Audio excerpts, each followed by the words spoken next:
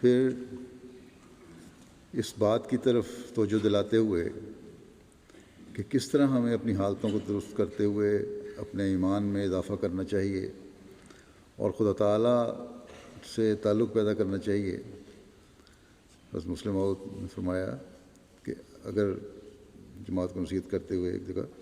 کہ اگر آپ لوگ تقوی و طہارت اپنے اندر پیدا کریں اور دعاؤں اور ذکر الہی کی عادت ڈالیں اور تہجد اور درود پر التزام رکھیں تو اللہ تعالیٰ یقیناً آپ لوگوں کو بھی رویا صادقہ اور کشوف میں سے حصہ دے گا اور اپنے الہام اور کلام سے مشرف کرے گا۔ اور زندہ معجزہ در حقیقت وہی ہوتا ہے جو انسان کو اپنی ذات میں ظاہر ہو۔ بے شک حضرت ابراہیم علیہ السلام کے معجزے بھی بڑے ہیں، حضرت موسیٰ علیہ السلام کے معجزے بھی بڑے ہیں،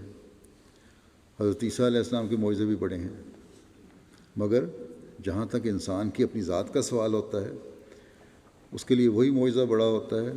جس کا وہ اپنی ذات میں مشاہدہ کرتا ہے۔ آج کل بھی لوگ یہ سوال کرتے ہیں، تو اس کے لیے